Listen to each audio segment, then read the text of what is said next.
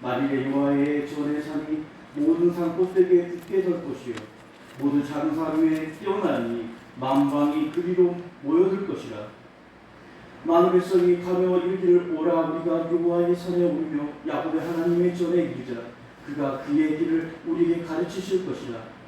우리가 그 길을 행하리라 하리니 이는 율법이 시온에서부터 나올 것이요 여호와의 말씀이 예루살렘에서부터 나올 것이니라. 그가 열방 사이에 판단하시며 많은 백성을 판결하시니 우리가 그들의 칼을 쳐서 보수를 만들고 그들의 창을 쳐서 낫을 만들 것이며 이 나라와 저 나라가 다시는 칼을 들고 서로 치지 아니하며 다시는 전쟁을 연습하지 아니하리라. 야곱 족속아 오라 우리가 여호와의 빛을 행하자. 주께서 주의 백성 야곱 족속을 버리셨으면 그들에게 동방 구석이 가득하며 그들이 블레 사람들과 같이 점을 치며 이방인과 더불어 손을 잡아 언약하였습니다.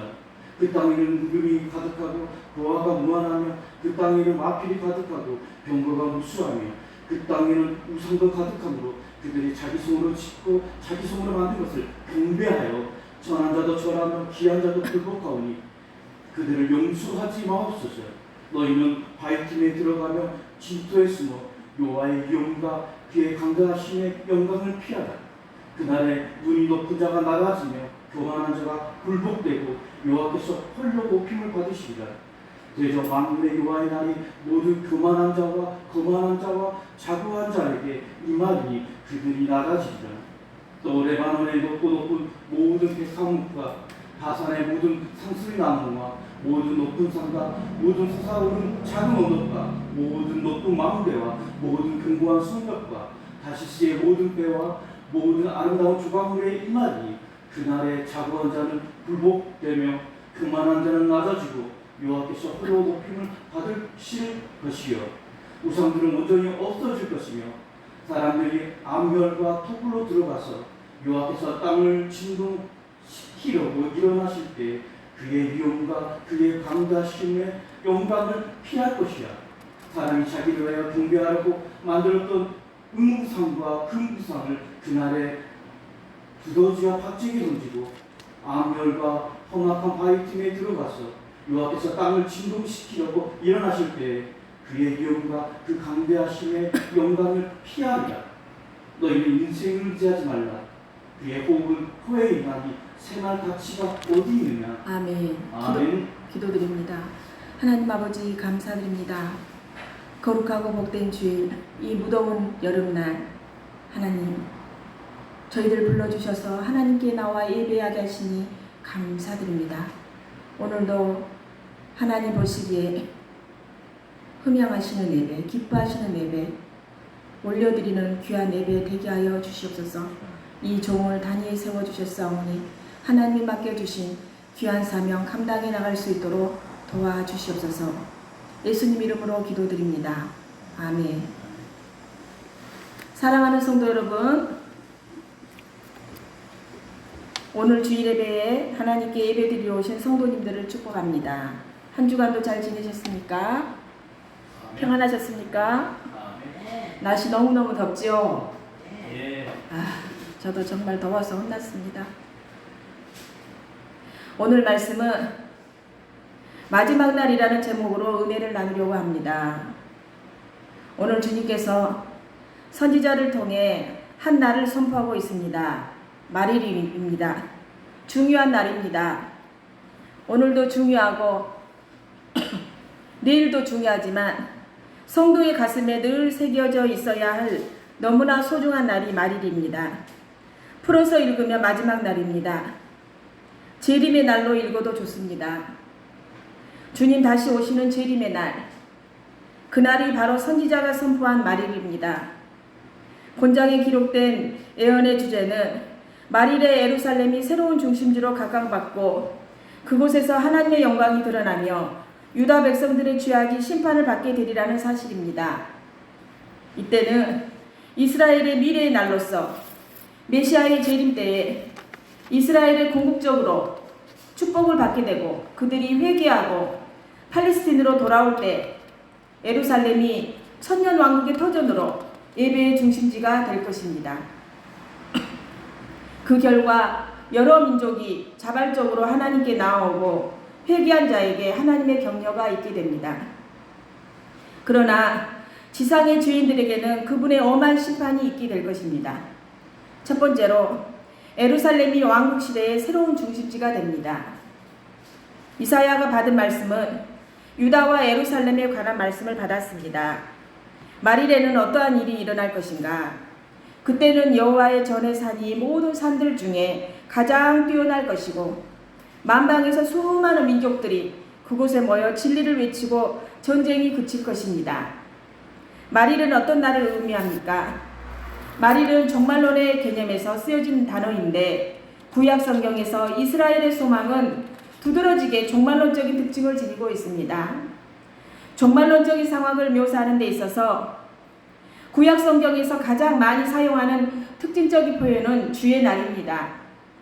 이 날은 여호와께서 당신의 백성을 원수들의 소나기에서 건져내시고 당신의 백성의 삶에 압박을 가하는 불행과 고난을 감하기 위해 개입하시는 때를 가리킵니다. 이때 여호와께 신실하게 충성하는 자는 구원을 얻고 하나님께서는 만민에게 영을 부어주셔서 당신의 이름을 부르게 하십니다. 이날은 하나님께서 악인에게 보응하시는 심판의 날이기도 합니다. 율법이 시온에서부터 나오며 여호와의 말씀이 예루살렘에서부터 나올 것이기 때문에 그들은 외치기를 오라 우리가 여호와의 산에 오르며 야곱의 하나님의 전에 이르자 그가 그의 길을 우리에게 가르치실 것이다. 우리가 그 길로 행하니라 할 것이다. 이것은 신의 산에서 제작된 성소가 시온으로 옮겨지고 이제는 더 확대되어 온 세상을 위해 개방되므로 예루살렘에서 흘러나오는 복음의 말씀이 온 세계의 이방인에게까지 전해진다는 뜻입니다. 그러므로 모든 이방인들도 그리스도의 복음을 듣고 구원을 받아야 하는데 오늘날에는 그 책임을 먼저 믿은 그리스도인들이 져야 합니다. 자, 따라합시다. 그러므로 너희는 가서 모든 민족을 제자로 삼아 아버지와 아들과 성령의 이름으로 세례를 베풀고 내가 너희에게 분부한 모든 것을 가르쳐 지키게 하라. 볼지어다 내가 세상 끝날까지 너희와 항상 함께 있으리라. 아멘.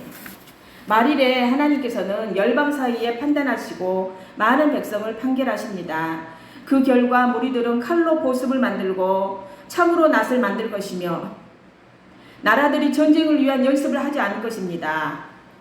급작스럽게 전쟁이 나면 보습으로 칼을 만들고 낫으로 창을 만들지만 이때는 하나님의 말씀으로 평화가 유지되기 때문에 더 이상 철로 만든 무기가 필요가 없습니다.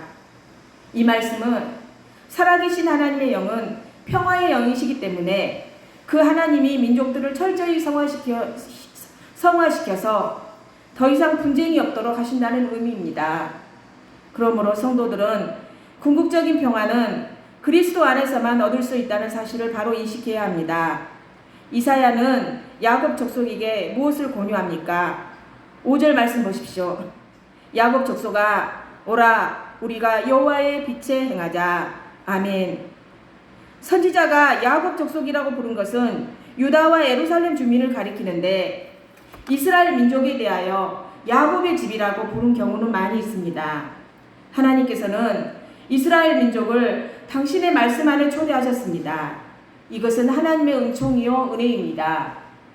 오늘날 이 은혜의 말씀에 초대된 성도들은 하나님께 감사하고 즐거워하고 그 기쁨이 하나님께 귀결되도록 빛 가운데서 빛의 자녀들처럼 행해야 합니다. 로마서 13장 12절에서 14절 말씀 보면 밤이 깊고 낮이 가까워졌으니 그러므로 우리가 어둠의 일을 벗고 빛의 갑옷을 입자. 낮에와 같이 단정히 행하고 방탕하거나 술 취하지 말며 음란하거나 호색하지 말며 다투거나 시기하지 말고 오직 주 예수 그리스도로 옷 입고 정욕을 위하여 육신의 일을 도모하지 말라. 아멘. 두 번째로 유다 백성의 범죄 실태가 나옵니다. 6절에서 9절 말씀입니다. 하나님께서는 왜 야곱 족속을 버리셨습니까?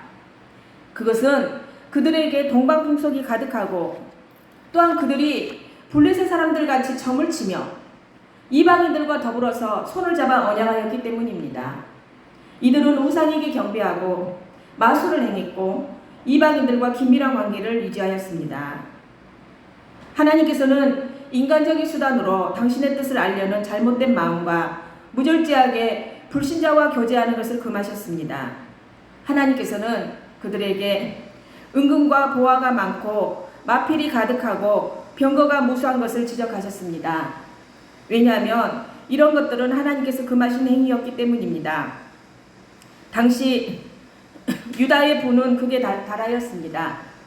그리고 많은 군대를 거느린 것은 바로 왕들과 귀족층에게 자신을 과시하는 수단이 되었습니다. 우리는 세상 재물이나 권세에 집착하지 말아야 합니다. 이런 모든 것은 죄의 뿌리가 되기 때문입니다. 골로새서 3장 5절 보면 그러므로 땅에 있는 지체를 죽이라. 곧 음란과 부정과 사욕과 악한 정욕과 탐심이니 탐심은 우상숭배니라. 하나님께서 용서하실 수 없는 유다 백성의 죄는 어떤 것들입니까? 8절에서 9절 보면 그 죄는 그들의 땅에 우상이 가득하므로 그들이 스스로 만든 것을 공경하여 천한 자나 귀한 자가 모두 그 우상에게 굴복하여 절한 것입니다. 유다의 몇몇 왕들은 우상 숭배를 허락하지 않았으나 우상의 뿌리를 제거하지 않았기 때문에 백성들이 사적으로 우상을 만들어 섬겼습니다. 그러므로 하나님께서 우리를 판결하실 때는 외부의 어떤 환경을 보시지 않고 개인적인 상태를 보십니다. 개인적인 믿음을 보신다는 것입니다. 로마서 1장 17절 보면 복음에는 하나님의 의가 나타나서 믿음으로 믿음에 이르게 하나니 오직 의인은 믿음으로 말미암아 살리라 이렇게 말씀합니다. 따라서 사람들은 자신의 부모나 가족들의 신앙을 의지하여 자기가 원하는 대로 산다면 하나님의 용서하심을 받을 수 없습니다. 우리가 구원은 본인 믿음으로 받는 것입니다. 엄마, 아빠, 가족의 믿음으로 구원받는 것이 아닙니다. 제가 전도하려고 돌아다니다 보면 예수님 믿고 구원받으십시오 라고 이야기를 하면 어떤 아저씨는 저에게 우리 각시가 권사요 그래요. 그럽니다. 아저씨가 예수님 믿으셔야지 됩니다. 제가 가르쳐주죠. 아무리 자기 각시가 권사고 자기 엄마가 권사고 자기 와이프가 목사라도 본인이 예수님 잘 믿지 않으면 구원받지 못합니다. 세 번째로 하나님의 영광이 드러납니다. 너희는 바위 틈에 들어가며 진토에 숨어 여호와의 유언과 그 광대하심의 영광을 피하라. 그날에 눈이 높은 자가 낮아지며 교만한 자가 굴복되고 여호와께서 홀로 높임을 받으시리라. 유다 백성은 왜 바위 틈과 진토에 숨어야만 합니까? 그들은 여호와의 유언과 그 광대하심의 영광을 피해야 했기 때문입니다. 여호와의 유언과 영광이 드러나는 때는 모든 성도들에게 기쁨과 소망의 날이지만 반대로 악인들에게는 무서운 심판의 날이 됩니다. 따라서 세상의 재물과 모든 것을 신뢰하였다가 하나님의 의로우신 영광이 드러날 때 자기가 의지하던 것에 숨으려 하지만 결코 숨을 수 없으며 하나님의 심판을 피할 수 없습니다. 그래서 우리는 다윗이 고백한 것과 같이 우리의 유일한 피난처는 하나님뿐임을 알고 그분의 영광이 나타날 때 기쁨으로 맞이할 준비를 해야 합니다. 그날에 눈이 높은 자가 낮아지고 교만한 자가 굴복되고 여호와께서 홀로 높임을 받으십니다. 네 번째로 백성들의 교만을 심판하십니다. 12절에서 22절 말씀입니다. 여호와의 한 날은 어떤 자들에게 임할 것인가?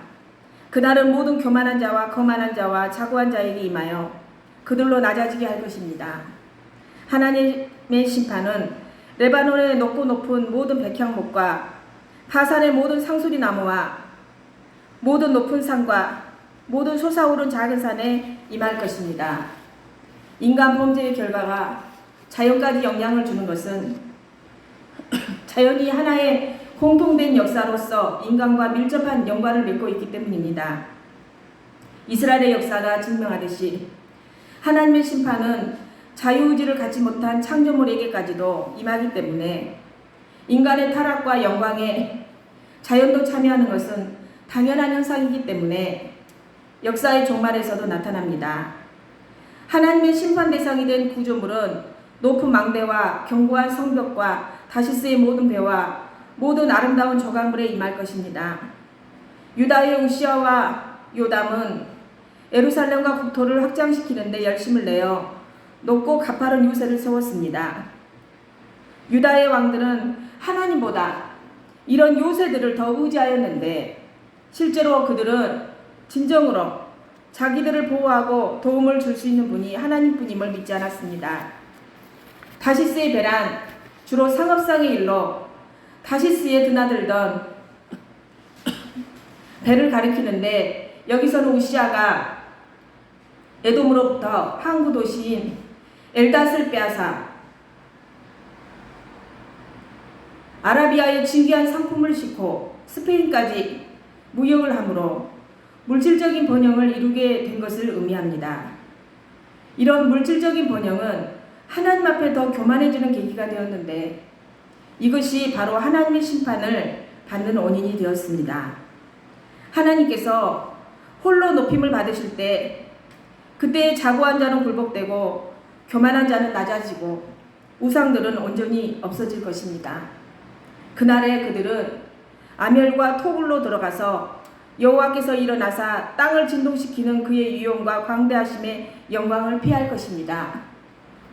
아멸은 자연적인 동굴이고 토굴은 땅 밑에 뚫어놓은 동굴인데 하나님의 심판이 어떤 제한도 없이 우주적으로 모든 사람과 인간의 역사에 끼어든 전 자연 위에 임하게 될 것을 의미합니다. 하나님의 심판이 범죄한 지상을 향해 떨어질 때 온 세상은 태초의 혼돈을 닮은 상태로 되어지는 큰 충격을 받게 될 것입니다. 사람들은 그날에 자신들이 숭배하기 위해 만든 은우상과 그 무상을 두더지와 박쥐에게 던질 것이라고 하였습니다. 하나님의 형벌로서 자신들이 신뢰하던 우상이 무가치한 것을 깨달은 자들은 금과 은으로 만든 우상을 버리게 되는데 이와 같이 이방의 모든 신들은 마침내 세잔하고 망하게 될 것입니다. 사람들은 우상을 버리고 아멸과 험악한 바위 틈에 들어가서 하나님의 위엄과 영광을 피할 것입니다. 하나님께서는 인생을 의지하지 말라고 하셨습니다.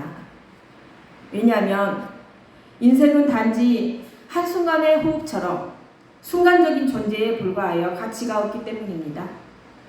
인간의 생명은 종종 호흡으로 비유되었습니다. 자, 따라합시다. 여호와 하나님이 땅의 흙으로 사람을 지으시고 생기를 그 코에 불어넣으시니 사람이 생명이 되니라. 아멘. 그렇습니다. 인간의 생명은 하나님께서 주신 것이기 때문에 그분의 결정에 따라 끊어질 수 있습니다. 그러므로 인생은 하나님 없이는 살아갈 수가 없습니다. 하나님 때문에만 삶의 의미를 가질 수 있습니다. 사랑하는 성도 여러분, 오늘 본문에서는 메시아가 이 세상에 오시면 어떻게 될 것인가를 예언하고 있습니다. 말일은 모든 날의 마지막 날을 뜻합니다. 마지막 날에 되어질 일들은 메시아이신 예수님이 이 땅에 오시기 전에 그의 복음이 온 세계에 전파될 것입니다. 예수님은 너희가 난리와 난리 소문을 들어도 두려워하지 말라. 아직 세상 끝은 아니다. 이렇게 말씀하시면서 복음이 땅끝까지 전파된 후에야 비로소 종말이 온다고 하셨습니다. 마지막 때에는 하나님을 아는 지식이 편만해져서 누구나 다 듣게 된다고 하셨습니다. 또 각 나라가 다시는 칼을 들고 서로 치지 아니하며 전쟁을 연습하지 아니하리라 하셨습니다. 그렇다면 마지막 날을 위한 우리의 자세는 어떠해야 합니까? 그러한 때를 위해 택한 백성이 할 일은 무엇입니까? 첫 번째로 오라, 즉 회개하라는 것입니다. 죄는 무서운 것이지만 더 무서운 것은 회개하지 않는 것입니다. 아무리 큰 죄라 해도 회개하면 용서를 받지만 아무리 작은 죄라도 회개가 없으면 죄인으로 심판을 받기 때문입니다. 두 번째는 하나님 말씀에 순종하는 것입니다. 진리에 순종하며 빛 가운데 행하는 사람만이 메시아 시대를 맞이할 수 있는 자격을 갖게 됩니다. 세 번째는 우상을 버리라는 것입니다. 미신을 물리쳐야 합니다. 미신은 택한 백성을 타락시키기 때문입니다. 그래서 우리는 회개하고 순종하고 우상 숭배를 중단하는 바른 자세를 가지고 마지막 날을 맞이해야 합니다. 기도드리겠습니다. 하나님 아버지, 감사드립니다. 귀한 말씀 주셔서 감사드립니다.